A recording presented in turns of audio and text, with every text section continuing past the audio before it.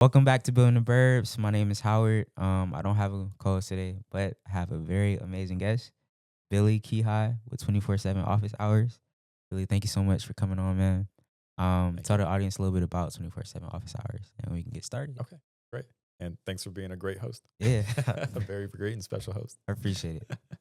So 24/7 officehours.com Mm-hmm. is an internal tool we've been using at Kennesaw State for creating AI experiences for students that are grounded in instructor materials. Okay. We're looking to spin it off as an actual for-profit venture. But as we've been incubating it here at the university, we've been deploying these workflows for Okay. instructors. So these different workflows can come in the form of general Q&A chatbots, but like I said before, are grounded in the instructor's materials. So instructors can upload their slide decks, they can upload their transcripts from their lectures, they can even upload exams. I got some interesting stuff to tell you about that later. Um, but but they can also create generative practice tests in Okay. this tool. There's a whole suite of tools that we've been developing and providing to instructors. Um, the generative practice tests are one of the more popular uses of it because as instructors, we want to generate practice tests for our students, but the power of these LLMs to just generate them at scale is Mm-hmm. really great for students. Yeah. Um, Yeah. and so what we do is that there's a workflow where I can select in the tool, I can select the slides from the week. I can select my transcripts that I uploaded, and and the tool will go through and automatically make a thing called a concept map Okay. out of that whole week. And I can edit the concept map, change keywords and things like that. But the concept map is neat because it's sequential. So you have to understand these concepts first before you can move on to these concepts, right, and so on and so forth. Um, then the instructor can preview a generative practice test. And it's basically an infinite practice test generator. It's quite powerful. Wow. Um, and then the instructor can launch it, and then they can actually see a dashboard of students' usage through the tests. I actually plan to use this as a supplement for homework. So Okay. instead of assigning homework assignments or Nice. homework problems out of the book, I'll assign these generative practice tests that they need to go through and complete in order to get credit. Because you can't move on to the next concept until you've gotten a question right in the previous concept. So Yeah. there's traceability there. What's also cool is that it's generative, but it also caches all the questions. So students that are the first ones to kind of start the practice tests are kind of generating or seeding Yeah. the initial questions, and then students that come in later, they can it's just more responsive for the students that come in a little bit later. Um, but yeah, so you can make huge question banks. I mean, there's like hundreds and hundreds of questions now versus the like 5 questions that a professor may have put together Yeah. Yeah. in the past. Um, but there's some other exciting workflows we have in it. But it's all there available for free. Actually, for anyone to use. Even you could use the tool Yeah. and For have sure. like a chatbot if you want. Yeah. Yeah, that's the platform. Cool. Um, and so you've been at Kennesaw State for 7 years? 7 years. Yeah. Okay, awesome. Um, During that time, like, was there a certain situation that you recall, that kind of like sparked the idea? Yes. Yes. So last spring, Mhm. and in the world of AI, that's ancient history now. Yeah. so Literally. last spring, I had students in one of my courses, which is called Device Networks. Hmm. It's basically teaching computer networking to computer engineering students. Now, this course is notoriously difficult.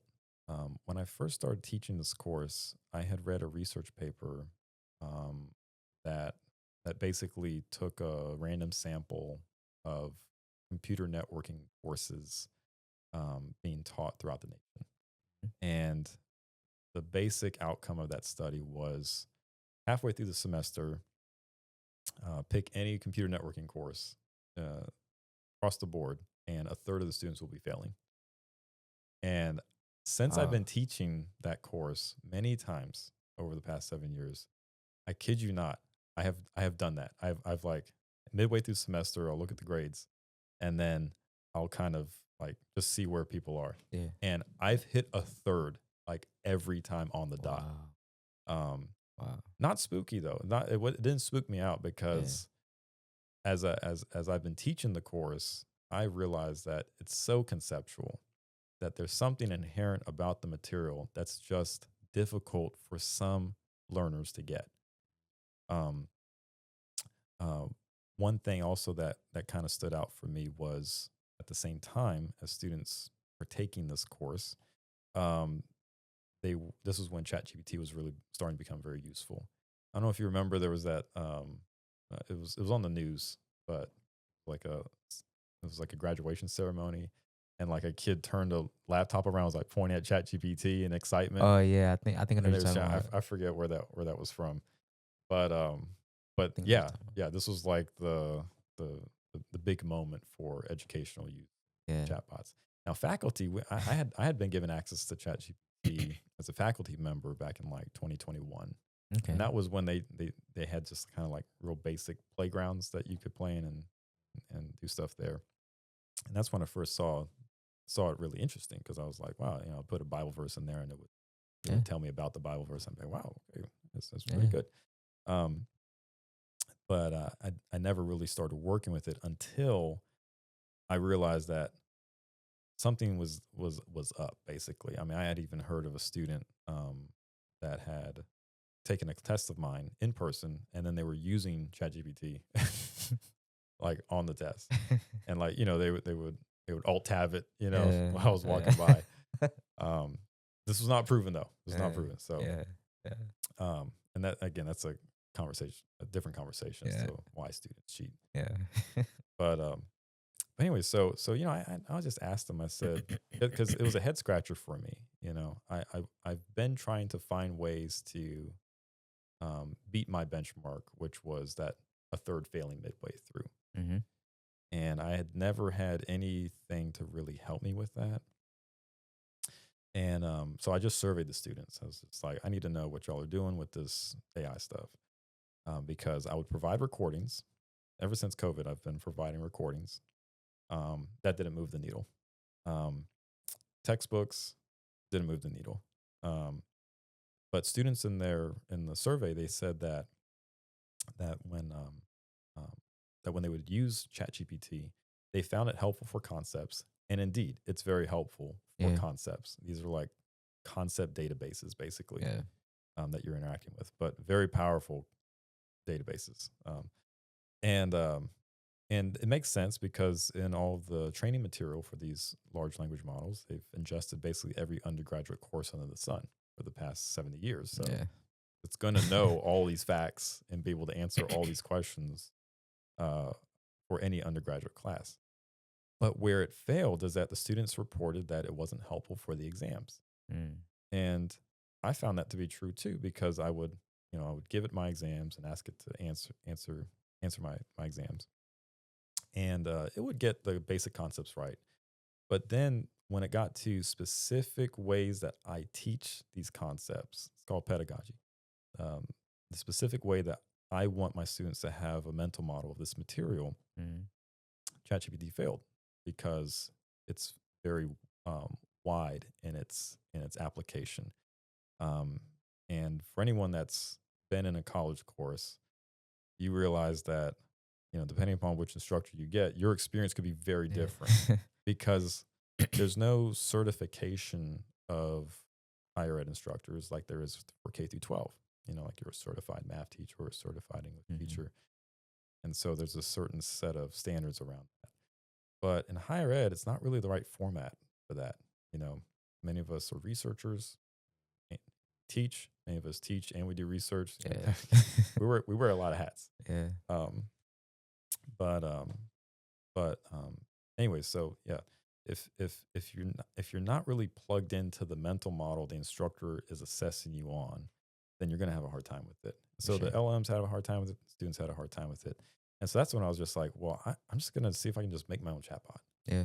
and a lot of faculty around the nation that are technically inclined, they are making their own chatbots. Um, like we call that shadow AI, Okay. where your IT department hasn't officially, you know, provided a tool for the university to use. Um, but it's so accessible that just kind of put it together and Yeah. tinker around, and so that's what I did. I had a prototype up by summer semester, Okay. and when I launched it, I was shocked because it all made sense for me as to what this new age of AI is all about.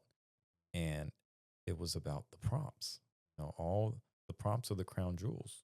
Um, I was able to see everything that they're asking and run analysis on it. So in 247officehours.com, there's an automated insights tool Okay. that will go through, and you can give it a custom prompt, and it will go through and analyze the prompts for any of the chatbots you release.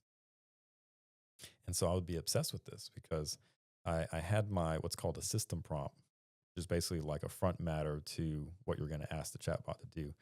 But the system prompt was basically going through the learner's chat history, and it was supposed to analyze it based on a thing called Bloom's taxonomy.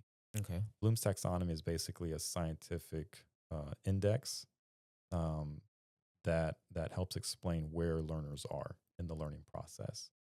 So, there's like at the bottom end, there's like basic recall, Mm-hmm. basic facts. And then at the upper end of Bloom's taxonomy is things like evaluating and creating. And as instructors, you always want students to move as fast as possible to the evaluate and create, For sure. because that's where the system two level thinking really comes in, and it can start to really get more sticky for them. Um, so when I would run these analyses, and I was obsessed with reading my student prompts, by the way, Yeah. and this was in the real basic prototype, and I was just like floored. I was like, this isn't going anywhere. Yeah. The ability to integrate this into the classroom and for instructors to see the prompts and run analysis, uh, it really changed the way I looked at things, because I found out one of the main takeaways was that students don't know how to ask good questions. Mm-hmm. And you kind of expect that because they're not domain experts. It's like Yeah. they're a student in the class by definition, right? And so when I would ask the chatbot a question, I'd get a better answer out. Mm-hmm. And that falls under a skill that higher ed is really trying to push, called like AI fluency, Mm. which is separate from a thing called AI literacy. And I Okay. think in higher ed we're still kind of defining what that is. Just like education professionals can't all agree on what education is, Okay. even the basic definition of it. Um, and in the age of AI, a lot of us are trying to understand, well, what are we certifying students for now? Mm. That's a big Yeah. that's a big discussion at the Yeah. national level, right? Like, what are we certifying to employers once they pass through our program? Um, but anyways, I saw that this was going to be a really really game changer, and I was so curious if it would help with my benchmark. Mm-hmm. That 1/3 failing midway through, and my initial data came back from that summer pilot I did, that yeah, I think I think it could do that Wow. for future semesters, because I was under my 1/3 Yeah. benchmark, so it was less than a third that were failing midway through, Wow. and so ever since then I've been using it, and I'm a power user of AI workflows, um, and yeah, I don't think it's going anywhere anytime soon. Oh yeah. So started onboarding other faculty and other colleagues, being the tech evangelist, I guess, if you will, Yeah. of this, and also being respectful of other colleagues that don't want this in higher ed. Um, I actually just read an article recently about AI shaming. I didn't know this was a thing. Have you heard of that before? No. AI shaming? Yeah, What is that? it's where if someone is not using AI, then you just Oh. shame them, Oh. Yeah. about this is where the world is going. And you can use it the other way too, Yeah. right? Where Yeah. it's like, how could you use Yeah. AI? Better than Think you. think for yourself, Yeah. um, anyways, onboarding faculty, being respectful of everyone's positions on AI, Mm-hmm. and really just offering as a tool. And the faculty that have really that have seen 247officehours.com and have used it, they clearly see the power Yeah. in having these workflows and available to them and integrating in their classrooms for all these amazing AI experiences. Do you think I know you kind of touched on like cheating a little Mm, earlier, right? Um, do you think students cheat due to like the office hours gap or mm, not wanting to ask a question or not really knowing how to, maybe if they missed a class or kind of fell behind a little bit, they don't even know how to approach getting caught up. mhm. Like why do you think students cheat? And then two, do you think 24/7 office hours would be like such a great way to minimize that? Yeah. So aside from the tool itself, Mm-hmm. I think anytime an instructor can essentially, meet the students where they are, and say, hey, I understand that uh, just being transparent is what I'm trying to say. Like being Yeah, transparent about AI in the classroom yeah, can be helpful. Um, but as long as instructors just in general are just transparent with students about all the methods out there that they're aware of, mm-hmm. um, it's just kind of class dependent Yeah, also and discipline dependent. A writing class is much different from a computer networking class. for sure. The assessments are different, the the pedagogy is different, and so you have to be sensitive to that as Mm-hmm. well when you consider this. But yeah, but why students cheat? You know, I personally think that it's because they have a lot on their plate. I think that's always been the reason that there's a lot on their plate. Either they have pressure from family, financial pressures. It's very hard to be a student Yeah. nowadays. I always tell my students, I respect the seat that you sit in because it is not an easy seat. You know, are we taking care of family members or holding down a job full time? Not everyone has the luxury of just being a student. Yeah. I thank God that my parents really helped support me through college and everything. They allowed me to just be a student, and that was quite a luxury. And there wasn't really a desire to cheat Yeah. because there was time to study. Mm. First of all, you know what I mean. Yeah. There was time to go to the office hours and build those relationships with professors. But yeah, so I personally think it's like a time issue and just being stretched in their responsibilities, um, which would lead a student to cheat, especially under pressure. Yeah. Yeah. Yeah. Do you think, I mean, because like with a student cheating, right? Like if you're cheating for a class that is working towards your degree, right? You're not learning the information. So Hmm. like it kind of is not really helpful, right? Would you say? Yeah, no, absolutely not. And we understand as instructors that hey, you could cheat your whole way through your degree, but as soon as you get to that job interview, Yeah. that's where you're really Yeah. gonna Yeah. show whether you know what you're talking about or not. Yeah.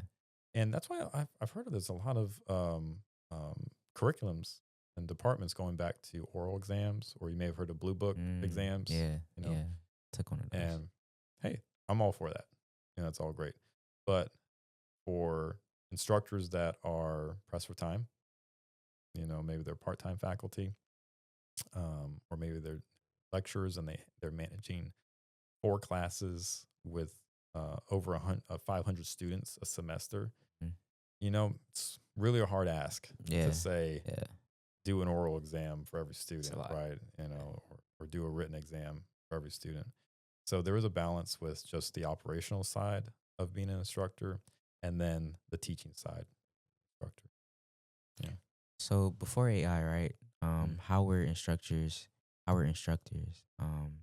able to kind of fill the gap of if students clearly needed help in the class, but either were having trouble making the office hours or just Mhm. asking for help in general? Yeah. In terms of attendance for office hours, so since COVID, I've seen my office hours attendance tank. And Wow. a lot of my colleagues have felt that too. Um, you know, it's can be a little intimidating, especially if you're a first generation college student. Yeah. I mean, you don't even know that that's like a thing that you're Thing. supposed Yeah. to do is like go meet with the professor. Yeah. And then, professors, you know, students feel a certain way about being judged, about their knowledge or the questions they're asking. Um, that's another thing I've learned with the 24/7 office hours tool is that a safe space, honestly, Yeah. and that lines up with a lot of the research for chatbots education is that it's been a safe space for students to ask their questions. And I haven't had any pushback from students about the fact that I can see the prompts. Okay. Um, Counterintuitively, this technology of chatbots in the classroom has actually enabled me to have more really deep in-person interactions I with imagine. the Yeah. students, because I'll see what they're asking, then I'll just email them real quick.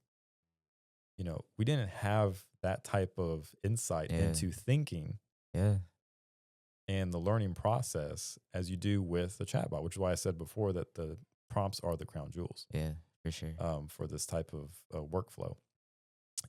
It's imagine if back in the day, if when you were reading a textbook, that your professor could also know how you're reading Yeah. the What you're book or what you're understanding about what's Yeah. on the page, and then It's they sent powerful. you a little email or just walked and said, "Oh, don't think of this variable like that. Think of it like this," Yeah. and then they walked away, right? Yeah. So it's just like we didn't have this capability, to really see the learning process. And the chatbot seems to be this conduit for that. Now we've had at KSU, we've had some programs that I think have been very helpful to help with students might not be doing well in the course. So we have midterm grades Mhm. that don't go on the transcript, but it's just kind of lets the students know, hey, this is where you are, and that's mostly for our core courses that maybe typically have a lot of drop, fail, withdrawal, or incomplete type of outcomes. Um, but then we also have early alerts for students that may not have been attending class much, and so we can go in there and fill out this form for all the students about whether we think they need to be seen an academic advisor Okay. like that. So we have some good tools nowadays to reach out. Um, but like I said before, like introducing this chatbot into my classes, it allows students to have a safe space to ask their questions. It allows students flexibility because if they can't make it to office hours, not for personality reasons, but just because, again, bandwidth, Mhm. time they got, then they can just go and ask the chatbot. Um, and then also just knowing that the instructor is a part of that process, Yeah. so I encourage any faculty that's using AI in their classroom to make sure that they are a part of it, and it's not just Yeah. an assignment you go off to and then not come back to.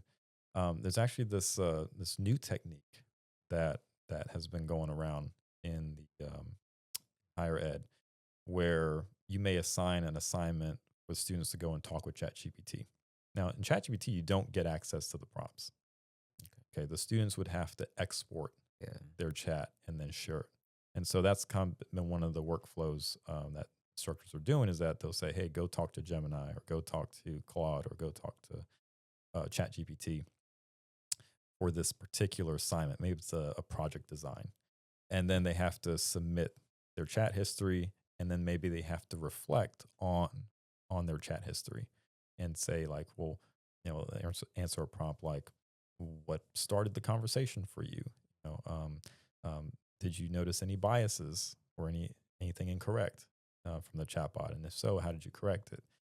So there's this process that's going on nowadays called process evidence, where Mhm. where instructors allow students to talk to chatbots, and then they have to submit the evidence that it was them talking to the chatbot and their thoughts behind talking to the chatbot. Now, in 247officehours.com, we bake that in as a whole workflow. So it's all automated. They're talking within the chatbot system itself. So you get access to the prompts and then also the chat history, and then you can see all the reflections, answers to the reflection prompts. So all that process evidence is all built in. I think we'll see more tools like that going forward. I think students will enter a classroom where it's less about doing the problems in the back of the book, and more so, okay, talk with this AI tutor about this concept we talked about this week. Yeah. And see if you can spot where it might be wrong based on how I taught it to you. Mm. And so I think those are going to be really exciting times. Yeah. Because we haven't had this type of tech where, I'll put it this way. So imagine like if you were doing a web search for a project, Mm. that the web search itself started to do a better web search than you and evaluate your web search, Mm. right? Imagine if you were reading a textbook and the textbook started to evaluate how you were reading it and tell you how you could understand it better, right? That's powerful. Right. We didn't have powerful. that possibility, but this is a tool that can be used for education, but it also can judge. It has an artificial way of judging how the student is using it too. And that's why AI fluency is so important. Understanding how to use these tools in an educational environment, and then how that's different from doing it in a work environment. Yeah. And as a department, so I'm a faculty member at the electrical and computer engineering department here, Okay. at KSU, and they we have had many conversations about what does this mean, AI fluency for our students in our program. Mm-hmm. And I'm hoping to get more insights from industry on this, about, well, how do you expect students to use AI in the workplace? That's a question I'm hoping that we can all close the gap on soon, because um, you know fresh teenagers, 18-year-olds coming in Yeah. to a college environment, never working with AI, that's never going to stop, right? Not for any time soon. Yeah. So it'd be nice if we could get ahead of the curve and start to understand with a good strategy from a department level, to say, hey, we know that when students come into our department, these are the skills they'll have when working with AI for the workplace. Yeah. All right, guys, we want to take a quick short break. Then we'll be right back. This podcast is brought to you by Hatchbridge Incubator. Hatchbridge Incubator is a partnership between Kennesaw State University and the Cobb Chamber of Commerce. We offer entrepreneurs the programs, the support, and the accountability that they need to build their businesses. We have programs and we have facilities for them to use. So our new facility will launch off of Chastain Road in the summer of 2025. We'll have 9 private offices for companies. We'll also have dedicated hot desk space for them to work at, and we'll have an event facility there as well. Learn more at hatchbridge.com. So, Billy, 24/7 office hours, right? How would you explain that to a parent of a student? And then how would you explain that to maybe a professor who is skeptical around the idea of AI? Sure. So for parents, they should be concerned, mostly about how AI is being used in the class, if it's going to stifle their students' learning, or if it's going to enhance it. Is it going to prepare them for the workforce or not prepare them for the workforce? So it's a couple different ways you could tackle that.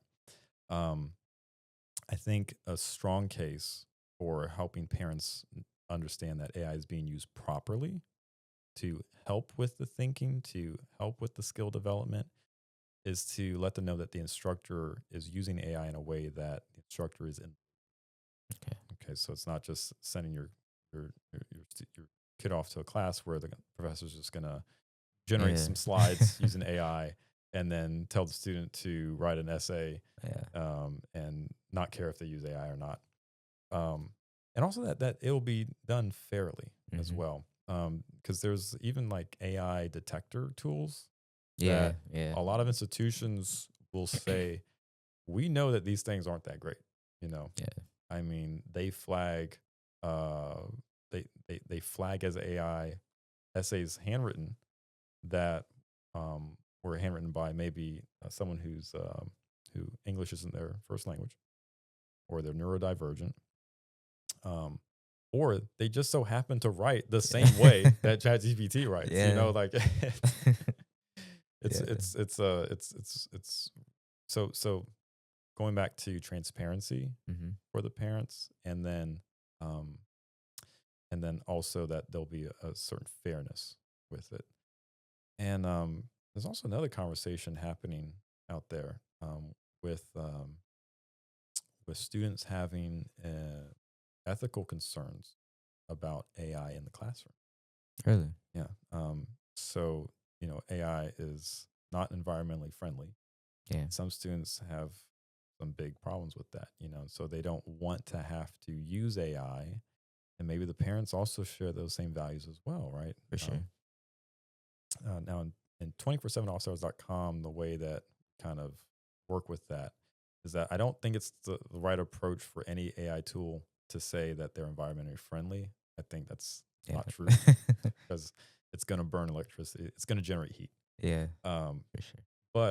but we use a decentralized backend. So we try to use not the main providers out there, which do concentrate a lot of their inference into one place, and that's Mm-hmm. where you see a lot of the local issues. But I specifically chose a decentralized backend because the costs were just better. It's all open models, and so you get a wide diversity of responses, Okay. where it's not just OpenAI's models, or it's not just Gemini's models, but it's a lot of the open source models, which are catching up in capability Okay. fairly quickly. They're closing the gap a lot. But what that also means is that it spreads out where the inferences run, and so it could be anywhere on the globe, and so it's not all concentrated into one area. So I think that's the right way to go about it in terms of being environmentally friendly, is to spread out where the compute happens, so that's not all happening at a central place, For sure. and those local resources. Um, and then your second question was about. Yeah. So like a professor that may be skeptical of AI. Yeah, sure. Again, to avoid the AI shaming. Yeah. So skeptical of AI. First thing is just to start playing with it. Just see if it makes sense for how you teach the class. Because honestly, it may not Yeah. make sense at all. Yeah. Um, I mean, can you imagine like a theater class Yeah. where all you do is talk to an AI tutor for theater, right? Yeah, It's probably like that not. doesn't make any Yeah. sense. Um, but again, the instructor has to kind of evaluate and be the judge of that, and that's kind of been the standard for higher ed, is even from a leadership perspective, like the deans and the chairs of a college. They most of them are faculty and have been faculty, and so there's a common understanding that faculty know what's best in terms of how to run their courses, because students, even through the year, the cohorts will change. Yeah. You'll have learners that like more text based, and they'll tell you that. They'll say, hey, can we have more assigned readings? Or you'll have other learners that way more visual, and they'll say, hey, I can you provide more um more images in your slides? Mm-hmm. um and so, with such a wide range of students that professors are used to interacting with, that's another reason where um, a tool like 247officer.com can help, because um, students can just ask the questions in the way that they think is best for them, Yeah. to get the answers that they need. Now, I will say that one design decision that I've made with this was to not allow it to go and fetch from the internet. And there's a reason for that. And that's because, number one, this is an educational environment, and you don't always know where it's going to go and Yeah. pull from. Yeah, for sure. Um, so you want to make sure that you can limit any kind of weird triggering stuff coming into the chat, because these are what are called stochastic systems. Okay. They're very fuzzy by nature. They're Yeah. not deterministic. And so even when they go off and do a web search on their own, you can't always guarantee that it'll be something safe for work coming Yeah. back. Um, the other thing is that, you know, when you go off and do a web search for any college class, and because sometimes the way it's taught is so esoteric Mm-hmm. by nature, you could be getting the wrong information for that exam, even though it's in the correct discipline. Um, but the way that the professor is going to assess you on it is completely wrong. So I have purposely left the web searches out of it. Okay. But that's where the faculty can go and find good websites and then bring that content in to the workflow so that they know that this is a good piece of information that they pulled for them. But yeah, so anyways, allowing students to have the flexibility to, it could save them time too. I mean, I did a little calculation just based on how many emails I've had before the chatbots and then with the chatbots, and I think it's been like 40% reduction in my emails. Wow. Yeah. And that's, it's like, trust me, bro, like it was a very loose kind of data point, but it has been noticeable. And even when I Yeah. read the chat histories, it's like, yeah, those are questions I would have been asked, Yeah. Yeah. either through our Microsoft Teams um, instant messages or through an email. And it was clear that I didn't have to answer that, Yeah. and students could just get that answer themselves. So yeah, it's a useful tool. It's useful to bring AI into the classroom and to at least evaluate, see if it makes sense for your particular course. Now, people say that hallucinations, Mm, right, are plausible but wrong, right? So mm, in a class setting, what does that mean? And I guess like what would that actually look like? yeah. So a hallucination, and I've even heard AI experts say that that's a pretty bad term in general, Really? just to call it a hallucination because it's more of just a rounding error. Mm. It's all numerical Yeah. processing, right? Um, Interesting. and so, but the issue in an educational context is, yeah, you don't want that to happen Yeah. at all. Um, that's the whole reason why students come to either a textbook or they come to a YouTube video or they Mhm. come to sit in a class because there's a sense of information authority Yeah. or knowledge authority, and it's critically important to have that trust. And so again, like any AI in the classroom, you always have to try to help build trust for the students. For sure. And by having the instructor in the workflow, in the AI experience, it just helps out a lot. So like one thing I did with 24/7 office hours was in the generative practice test tool. So students were flagging questions that they thought were wrong, or that it generated all wrong answers, you know. And they had a frustration with that initially because they said, I don't know if this is right or not, you know. And so as a part of bringing the instructor into the experience, so students can now flag questions that they think are wrong, and then as the instructor they can go in and review it, edit it, and then they can comment on it, and then they can put it back into the pool of questions or completely remove it. But what's cool is that the student will get kind of a feed of all the questions that they flagged, and then they'll see the changes that the instructor made Mm. and the comments. And you think about it, it's just like, wow, this is really different, a different Yeah. experience for a student. The fact that first of all, they get asked a question that's generated. Okay, so they have to review the question, and then they have to ask themselves, well, is there something wrong in this question? So if you think about it, like it's driving them to check the Yeah. lecture That's material, true. right?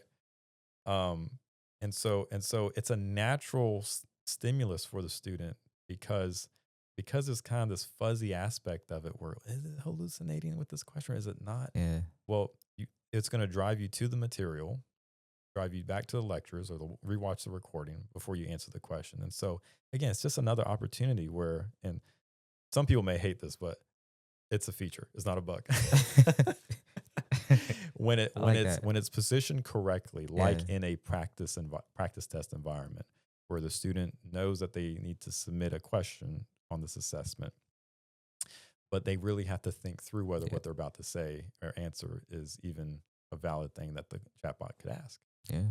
So it can create those types of more sticky opportunities for students and concepts, and then for the instructor to be able to also see how they're progressing through it. I think it's a really great outcome. For sure. Yeah. So in a situation where a student maybe ask a question that isn't in the syllabus or isn't in the curriculum that a professor may put in there, what would the chatbot do at that point? Great question. Great question. So I've developed software before, like industry and even just in my research, Okay. and so uh, I've always told friends that wanted to get into software development, I'm like, don't do it because even before AI, because I'm like, it's hammers and nails. I mean, it is manual labor Yeah. putting these things together and doing the debugging and all that stuff. And I gotta tell you, one thing I really loved about building these AI workflows and being a developer and an educator Mm-hmm. is the fact that the models in their training data and actually in this particular space that researchers call the latent space is actually where the actual like core relationship of the numbers converge Okay. into then producing the token that you see pop out on screen, right? But that they've gotten so good that it is easy to direct the model through the system prompt to say, how to respond. And if you don't know the answer, you can literally say, if you don't know the answer, Yeah. tell Yeah. the student you don't know. And as a developer, this was such a crazy experience for me because, I would be so used to like doing input validation on forums or web forums or something like that. Yeah. And it's like just writing massive if statements, just trying to catch Yeah. any type of nuanced way that it could be entered in. Um, but the fact that we have this natural way to just do the validation, the models are really good at catching things like that.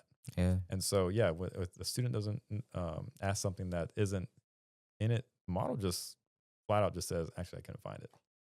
Wow. And when I surveyed about 60 students this semester who were using the platform. We have over 300, by the way, students that are actually Oh, wow. actively on the platform. It's over 9 instructors, and so it's over 9 classes that are being serviced right now. Yeah. So we're really in the incubation phase and trying to onboard more faculty.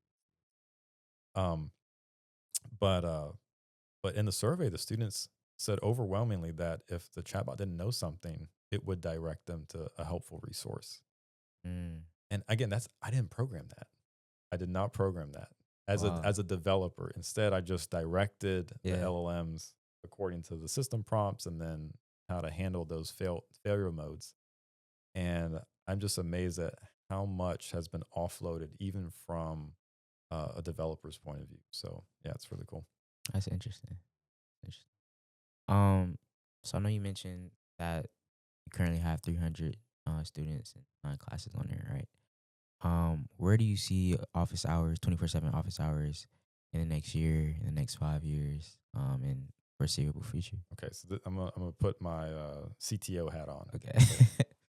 So I really envision a world after working with these things and developing these things. I see a world where students are going to start a class. In the first week, they're going to ask the instructor, "Hey, where do I find the syllabus?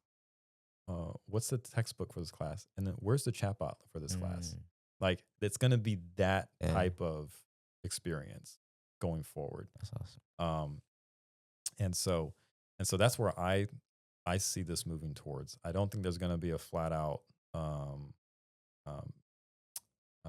embargo against AIs in the classroom going forward. Again, but for certain disciplines, yes, there should not be AI in the classroom. Also, the data is telling us that even K through 12, we shouldn't have AI in K through 12. Really? Yeah. So studies around the country show that there has to be a high level of scaffolding for novice learners. and that if you're a grad student, you're going to really leverage these technologies really well. Yeah. You can go to biology and say, because your brain's developed, by the time you're 25, everything's developed, So as your brain's developing, you shouldn't be trying to offload your thinking to Mm. AI. Um, and but in terms of the higher ed space, in the undergraduate level, yeah, I think we're going to see AI be received, adopted. But I do think that the key is the instructors have to be a part of the experience. They have to. It has to be a part of, as much as instructors pour into making slides. Well, Mm. hopefully, Yeah.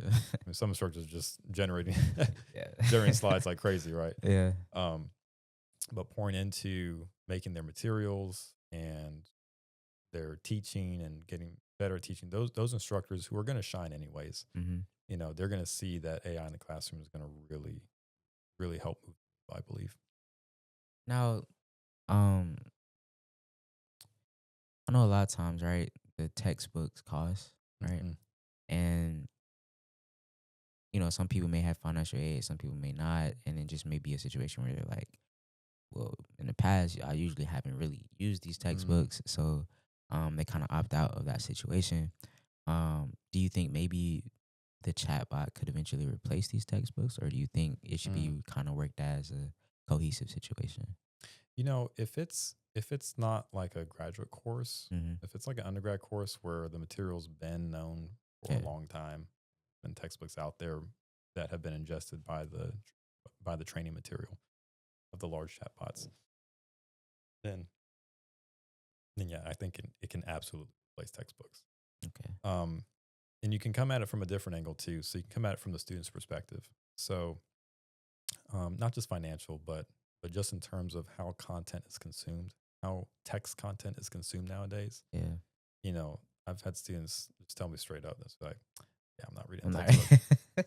Um, are Yeah. and are they even buying the textbook? Yeah. Right? This is another topic that comes up. But they'll say, yeah, I'm not reading textbook. And most of the reading that happens is on this. Yeah. There's 100%. and the format is in a lot of social media threads or Medium articles or YouTube videos where the content is very tiny snippets. Yeah. You won't find a lot of prose out there on the web. Yeah. And so just from the fact that this is a natural way that students are reading content anyways nowadays, this idea of like a forum exchange, as a developer, I would go on Stack Overflow a lot, right? Okay. And so that's the format. I wasn't opening up a reference book for coding, probably since 2010. Wow. I'd be going online to get all of my information on how to develop software. And so yeah, it's just a natural way that students are already used to taking in content, is on a screen and in like a back and forth type of format. And so do we need textbooks? Again, it's going to be dependent Mhm. on the discipline. I know for me, when I was an undergrad, I was the type of person that would read every page and read it slowly. Yeah. Because I learned so much from the textbook, it's dense, there's a sense of authority to it. And by the way, there were hallucinations in textbooks, right?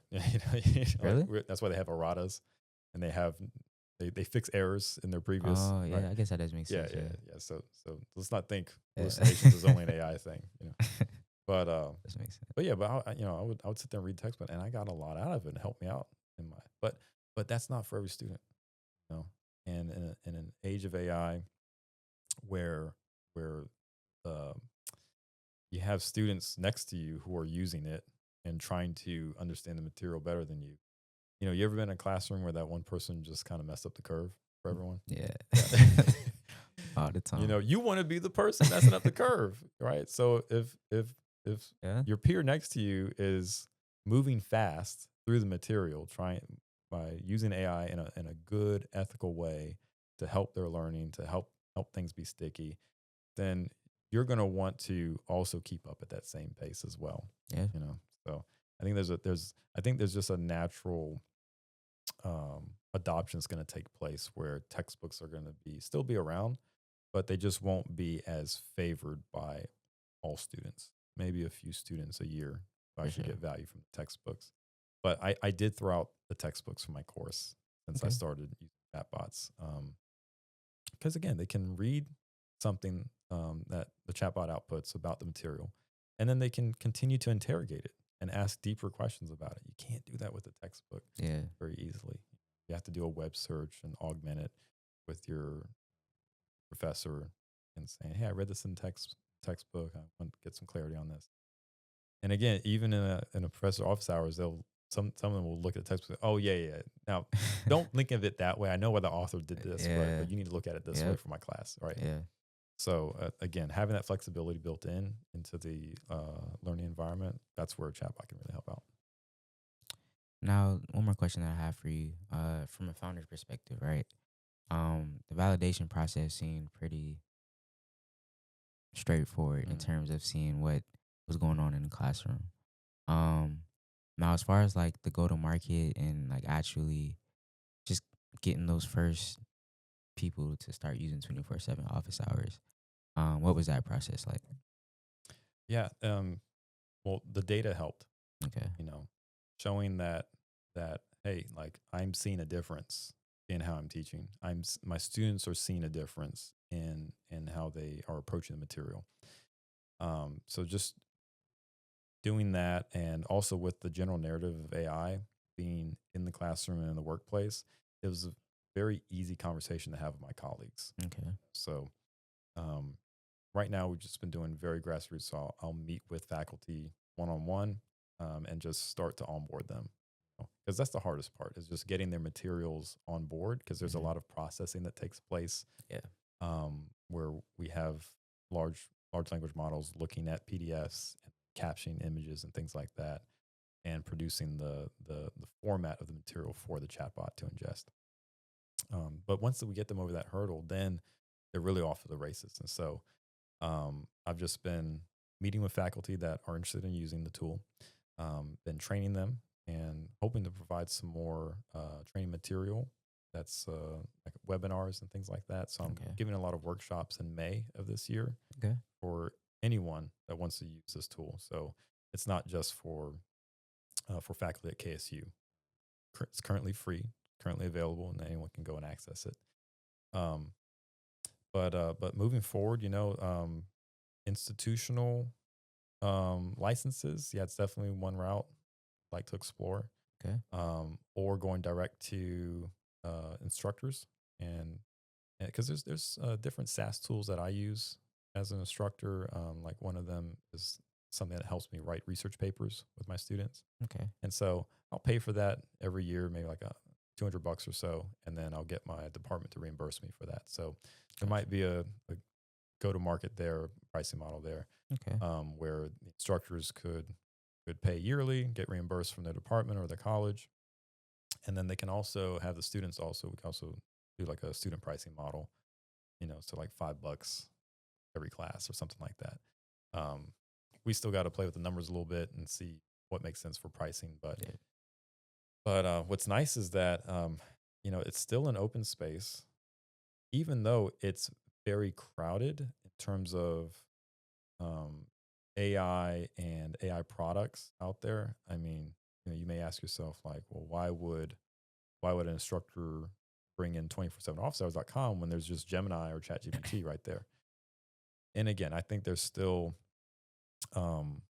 narratives around ethical concerns Mm-hmm. about these large providers and just their ethics around how they use AI, how they build AI, and then the operations of AI with environmental discussions we talked about before. And so, if you can offer something that isn't as tied to those, um, but provides more flexible framework and kind of grows with the open source ecosystem, that could be one way to differentiate. Um,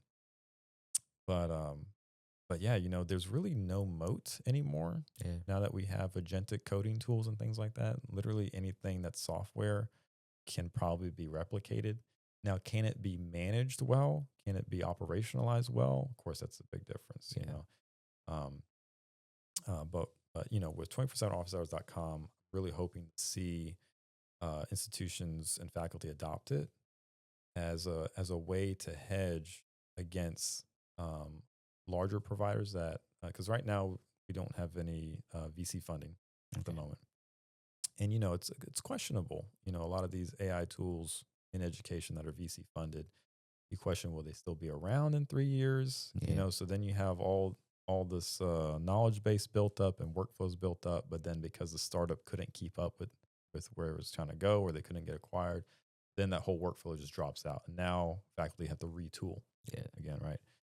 And I'm actually curious if at some point there will be like a standard way to export content that you've put into a chatbot to be able to export it and move it to another interface, so that the instructors don't have to keep redoing Yeah. everything, you know. Yeah. Um, yeah. So, anyways, it was just some thoughts I've had about it. You know, there's still a lot of work to do on the business side of things, but right now, really excited to just be helping my colleagues, you know, Yeah. and helping our students, you know, start to learn how to use these tools and get them into the classroom. So at least we can know what we don't know yet Right. about for all these different classes and colleges that that are considering using AI in the classroom. Awesome. Yeah. Awesome. All right, Billy. Thank you so much for coming on. Thank you guys for tuning in. And we'll see y'all next time.